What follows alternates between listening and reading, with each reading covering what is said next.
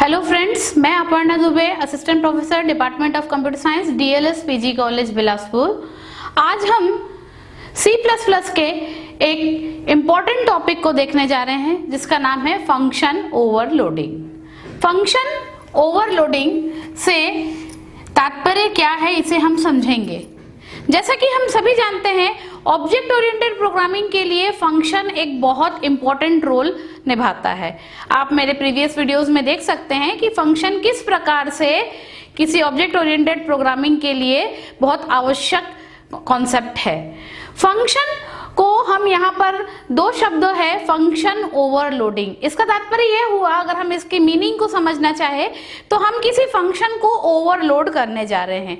C++ programming में function में ये नया कॉन्सेप्ट है जो कि object oriented programming C++ language में पाया जाता है। फंक्शन ओवरलोडिंग का कॉन्सेप्ट प्रोसीजर ओरिएंटेड प्रोग्रामिंग में ये कॉन्सेप्ट नहीं पाया जाता है और एग्जाम के पॉइंट ऑफ व्यू से ये बहुत मोस्ट इंपॉर्टेंट टॉपिक है।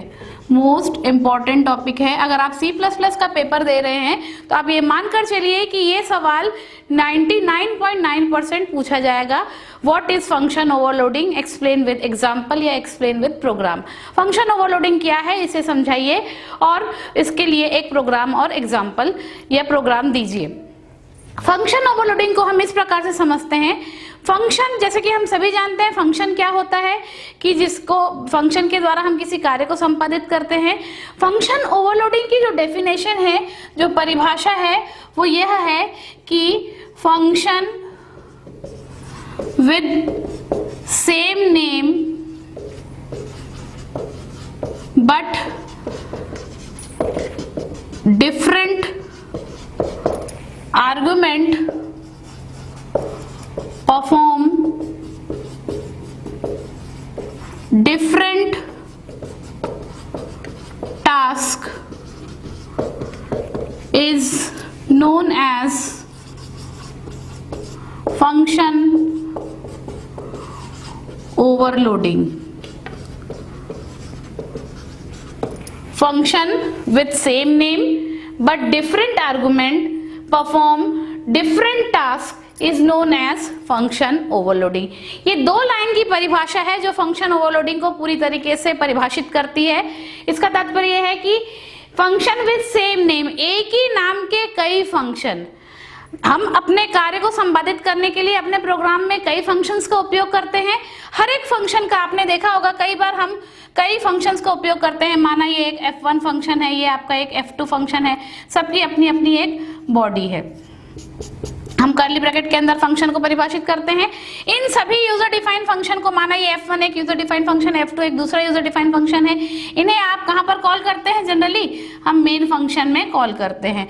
तो जब हम मेन फंक्शन में कॉल करते हैं तो जहां F1 की जरूरत है वहां हमने F1 को कॉल किया, जहां F2 की जरूरत है हमने यहाँ पर F2 को कॉल किया और हमारे कार्य को हम संपादित करते हैं। तो जब F1 कॉल होगा तो हमारा एग्जीक्यूशन यहाँ चला जाएगा, F1 के सारे कार्य संपादित होंगे। उसके बाद आप फिर मेन प्रोग्राम में आ जाएंगे। जब आपका F2 कॉल होगा तो आप F2 में आ जाएंगे, उसके सारे कार्य संपादित होने के बाद आप फिर मेन फंक्शन में आ जाएंगे। तो इस प्रकार से फंक्शन की कॉलिंग होती है मेन फंक्शन और यूजर डिफाइंड फंक्शन के बीच में। यहाँ हमने देखा कितने भी यूजर डिफाइंड फंक्शन हम परिभाषित कर रहे हैं, सबके नाम अलग है। अगर एक का नाम F1 है और दूसरे का नाम क्या है? F2। अगर सेम नाम का फंक्शन होगा तो किसे कॉल कर रहे हैं ये कैसे समझेंगे? पर ये संभव प्रोसीजर ओरिएंटेड प्रोग्रामिंग में नहीं है कि सेम नाम का एक से अधिक फंक्शन संभव हो, पर ऑब्जेक्ट ओरिएंटेड प्रोग्रामिंग में ये फैसिलिटी दी गई है। आप चाहे तो सेम नाम का फंक्शन विद सेम नेम, एक ही नाम के फंक्शन को कई बार परिभाषित कर सकते हैं। अब बात आती है, अगर एक ही नाम का फंक्शन हुआ, जैसे यहाँ मैंने F1 और F1 लिया था, अब F2 लिया था, अब मैंने यहाँ F1 और F1 ले लिया है, तो यहाँ भी F1 है और यहाँ भी F1 है। इस केस में जब ये यूजर डिफाइंड फंक्शन, सेम नाम के दो फंक्शन हमने यहाँ पर लिए हैं, जब ये user defined function main function में कॉल होंगे तो कौन सा F1 कॉल हो रहा है ये हम कैसे समझेंगे?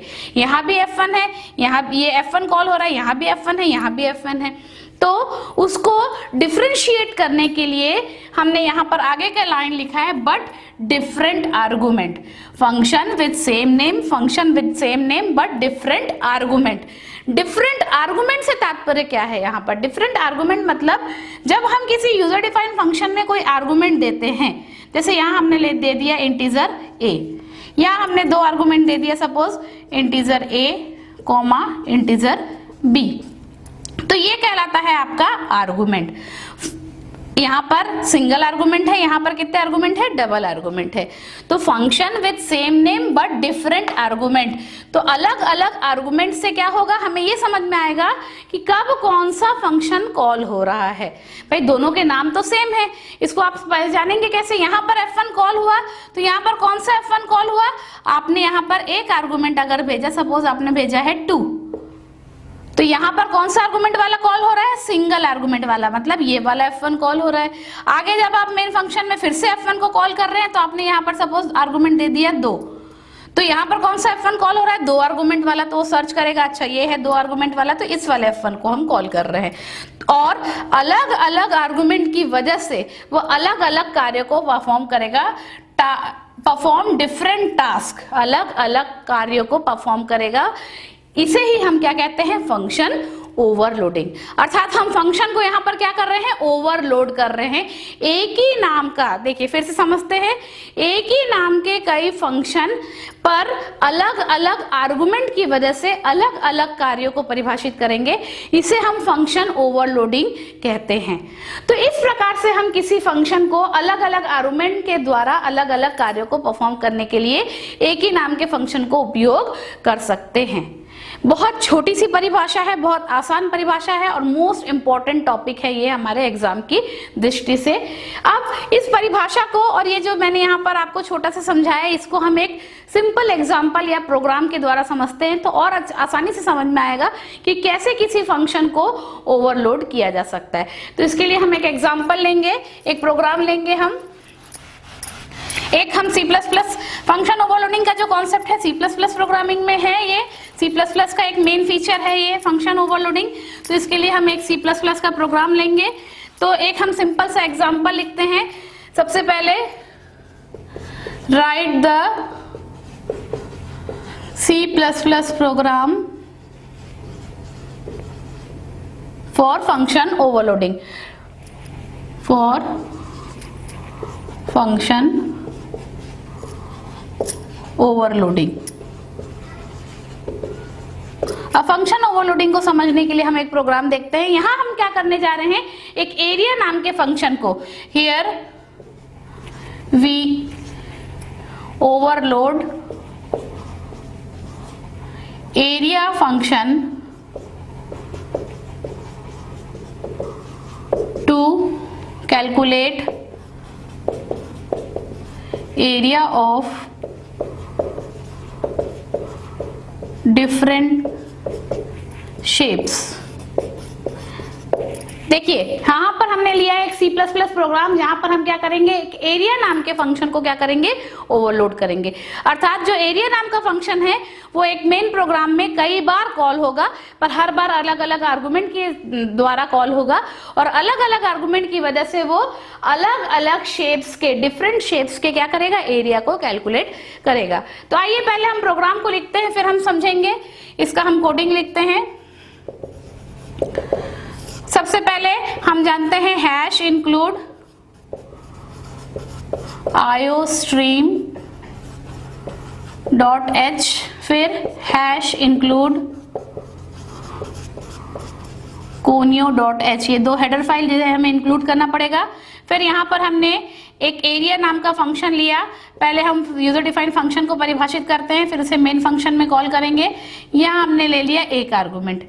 अब इस एक आर्गुमेंट के द्वारा हम किस शेप का एरिया कैलकुलेट करेंगे? हमें पता है सर्कल का जो एरिया होता है, area of circle is equal to होता है पाई आर स्क्वायर, जिस पाई की value 3.14 r square, r into r, where r is radius. Circle का क्या होता है? त्रिज्या होता है। तो यहाँ हमने देखा कि अगर हमें आर की वैल्यू पता है तो हम आसानी से सर्कल के एरिया को कैलकुलेट कर सकते हैं, क्योंकि आर ही 2 बार मल्टीप्लाई हुआ है। तो एक आर्गुमेंट ही हमें चाहिए, बाकी हमारी कॉन्स्टेंट वैल्यू है। तो हमने यहाँ एक आर्गुमेंट के थ्रू हम डायरेक्ट सी आउट के थ्रू एरिया को प्रिंट कर देते हैं, एक मैसेज देते हैं, area of circle equal to, formula हमने पुट कर दिया 3.14 इंटू आर इंटू आर, या यहाँ हमने दे दिया ए इंटू ए। इसके बाद ये हो गया एरिया ऑफ सर्कल कैलकुलेट हो गया। एक और हम लेते हैं वॉइड। अब हम ले लेते हैं एरिया नाम के फंक्शन को ओवरलोड करना है। सेम फंक्शन नेम होगा, function with same name, different argument. अब आप दो आर्गुमेंट ले लीजिए, माना हमने दो आर्गुमेंट ले लिया, इंटीजर ए और इंटीजर बी। अब आप ये सोचिए कि ऐसा कौन सा शेप है जिसके अंतर्गत, जिसके एरिया को कैलकुलेट करने के लिए दो वेरिएबल की आवश्यकता होगी। हमें पता है एरिया ऑफ रेक्टेंगल, रेक्टेंगल की जो एरिया होती है वो होती है लंबाई गुणे चौड़ाई, तो L इंटू बी। अब आप उसे दो वैल्यू के थ्रू डिनोट कर सकते हैं, A और B के थ्रू। तो इसके लिए हमें कितने आर्गुमेंट की जरूरत है? दो आर्गुमेंट की जरूरत है। तो हमने यहाँ पर क्या ले लिया? दो आर्गुमेंट ले लिया। आप चाहे तो वेरिएबल के नाम अलग भी ले सकते हैं। यहाँ हमने L ले लिया और यहाँ हमने B ले लिया।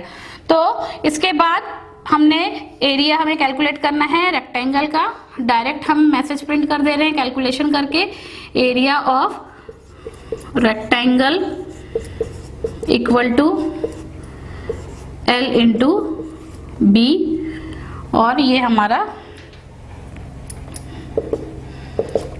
प्रिंट हो गया। फंक्शन ये भी क्लोज हो गया। यहाँ फंक्शन ओपन हुआ, फंक्शन क्लोज हुआ, दूसरा फंक्शन ओपन हुआ, दूसरा फंक्शन ओपन हुआ। चाहे तो एक और हम ले सकते हैं। अब आप ये सोचिए कि ऐसा कौन सा फंक्शन है, ऐसा कौन सा शेप है जिसके लिए आपके तीन आर्गुमेंट की जरूरत पड़ेगी। तो हमें पता है कि हमारा जो एरिया ऑफ ट्राइंगल होता है, एरिया ऑफ ट्राइंगल, इसके लिए हमें तीन आर्गुमेंट की जरूरत पड़ती है, जिसको हम ए बी सी ले सकते हैं। और इसको कैलकुलेट करने का जो फॉर्मूला होता है वो मैं आपको लिखकर सीधे एक प्रोग्राम में ही बता रही हूँ, वॉइड एरिया। अब आपने ले लिया integer A comma integer B comma integer C. यहाँ आपको कुछ वेरिएबल की आवश्यकता पड़ेगी। आपने ले लिया सपोज फ्लोट एस और ए आर। अब आपने यहाँ पर फॉर्मूला किया, पहले एस कैलकुलेट करेंगे हम। अगर ए बी सी तीन, हमें यहाँ पर ये ए बी सी जो है ट्रायंगल के एरिया को कैलकुलेट करने के लिए हम यूज कर रहे हैं। ट्रायंगल के एरिया की अगर तीन वैल्यू दी हो तो ये तीनों भुजाओं के मान होते हैं। तो इसका जो फॉर्मूला होता है वो होता है, पहले हम एस का मान निकालते हैं। एस का फॉर्मूला होता है A plus B plus C divided by 2, और फिर हम एरिया कैलकुलेट करते हैं। और एरिया के लिए जो फॉर्मूला होता है वो होता है square root of S into S minus A into S minus B into S minus C. तो यहाँ s की वैल्यू और a b c की वैल्यू तो हमने इनपुट ली है, और s की वैल्यू हमने क्या कर लिया है? कैलकुलेट कर लिया है। अब इन मानों का उपयोग करके हम एरिया कैलकुलेट करेंगे। इस स्क्वायर रूट को निकालने के लिए हमें एक मैथमेटिकल फंक्शन जो प्री डिफाइंड फंक्शन है SQRT का उपयोग करना पड़ेगा। इसके लिए आपको यहाँ पर एक और हेडर फाइल इंक्लूड करना पड़ेगा, हैश इंक्लूड math.h, क्योंकि हेडर फाइल का यूज हम करते हैं प्रीडिफाइंड फंक्शंस को यूज करने के लिए। तो SQRT यहाँ पर हमने फॉर्मूला रख दिया, s into S minus A into S minus B into S minus C. और इसके बाद हमारा जो आंसर है वो AR में स्टोर है। AR हमने एक वेरिएबल लिया हुआ है। तो अब हमने मैसेज दे दिया C out area of triangle equal to AR। और इस थर्ड फंक्शन के द्वारा एरिया ऑफ ट्राइंगल हमारा क्या प्रिंट हो गया? प्रिंट हो गया। अब तीन फंक्शन को हमने ले लिया है, ओवरलोड कर लिया है सेम नाम के फंक्शन को। अब इन्हें हम कहाँ कॉल करेंगे? मेन फंक्शन में कॉल करेंगे। हमने मेन फंक्शन बनाया वॉइड मेन। अब यहाँ हमें फंक्शन को कॉल करना है। तीन फंक्शन है, किसी में सिंगल आर्गुमेंट है, किसी में डबल आर्गुमेंट है, किसी में तीन आर्गुमेंट है। जिस सीक्वेंस में आप कॉल करेंगे उसी सीक्वेंस में प्रोग्राम में फंक्शन कॉल होगा। माना आपने एक एरिया नाम के फंक्शन को कॉल किया विद वन आर्गुमेंट, फिर आपने एरिया नाम के फंक्शन को कॉल किया 2 4 6 3 आर्गुमेंट, और फिर आपने एरिया नाम के फंक्शन को कॉल किया दो आर्गुमेंट के साथ 5 और 10, और फाइनली आपने क्या लिख दिया? गेट ch और प्रोग्राम क्लोज। तो यहाँ देखिए हम सभी जानते हैं कि एग्जीक्यूशन हमेशा मेन प्रोग्राम से शुरू होता है। मेन प्रोग्राम से सबसे पहला एरिया नाम का फंक्शन कॉल हो रहा है। देखिए यहाँ पर 3 बार सेम नाम का फंक्शन कॉल हो रहा है। तो क्या हो रहा है, function with same name but different argument, और डिफरेंट आर्गुमेंट की वजह से वो डिफरेंट आर्गुमेंट वाले फंक्शन को कॉल करेगा और डिफरेंट कार्य को परफॉर्म करेगा। देखिए कैसे, यहाँ पर एरिया नाम का फंक्शन कॉल हुआ विद 1 आर्गुमेंट। अब यहाँ पर 3 एरिया है, एक यहाँ पर है, एक यहाँ पर है और एक यहाँ पर है। कौन सा कॉल होगा सबसे पहले, 1 आर्गुमेंट है तो 1 आर्गुमेंट वाले को सर्च करेगा, तो ये सबसे पहले कॉल होगा। तो ए की वैल्यू क्या हो जाएगी, 2 आ जाएगी, और 2 को ए का मान 2 लेके वो एरिया ऑफ सर्कल को क्या कर देगा, प्रिंट कर देगा। तो इस वाले की वजह से क्या प्रिंट होगा, एरिया ऑफ सर्कल प्रिंट होगा। इसके बाद आगे रिजल्ट को अभी मैं नहीं लिख रही हूं। इसके बाद फिर से हम मेन फंक्शन में आ जाएंगे, यहां से हमारा एग्जीक्यूशन फिर से मेन फंक्शन में आ जाएगा। यहाँ 3 आर्गुमेंट वाले फंक्शन कॉल हो रहे हैं, 2, 4 और 6। अब वो सर्च करेगा ऐसा कौन सा मतलब एरिया नाम का फंक्शन विद 3 आर्गुमेंट्स कौन सा है। तो उसने देखा कि यहाँ एरिया नाम का फंक्शन है विद 3 आर्गुमेंट्स ए, बी और सी। तो ये 2, 4, 6 जो है क्रमशः ए, बी और सी का मान हो जाएगा, और इसके थ्रू ये पूरा कैलकुलेट होकर क्या प्रिंट हो जाएगा, इस फंक्शन से एरिया ऑफ ट्राइंगल प्रिंट हो जाएगा। सेम ऐसे ही हम फिर से एग्जीक्यूशन मेन प्रोग्राम में आ जाएगा। 3rd लाइन एग्जीक्यूट होगा, एरिया विद 2 आर्गुमेंट। अब वो सर्च करेगा ऐसा कौन सा फंक्शन है, एरिया नाम का फंक्शन कहाँ है जिसमें 2 आर्गुमेंट है। तो ये वाला मिला उसे 2 आर्गुमेंट, एल और बी का मान क्रमशः 5 और 10, 5 और 10 लेकर एरिया ऑफ रेक्टेंगल को वो कैलकुलेट करके प्रिंट कर देगा। तो इस वाले फंक्शन की वजह से क्या प्रिंट होगा, एरिया ऑफ रेक्टेंगल। इसके बाद आपने देखा गेट ch और प्रोग्राम क्या हो जाएगा, क्लोज हो जाएगा। तो यहाँ हमने ये देखा कि सेम नाम का फंक्शन अलग अलग आर्गुमेंट की वजह से कैसे अलग अलग कामों को परफॉर्म करता है, और इसे ही हम कहते हैं फंक्शन ओवरलोडिंग। तो इस प्रकार से आप कई एग्जाम्पल के द्वारा इसे समझ सकते हैं। Thank you.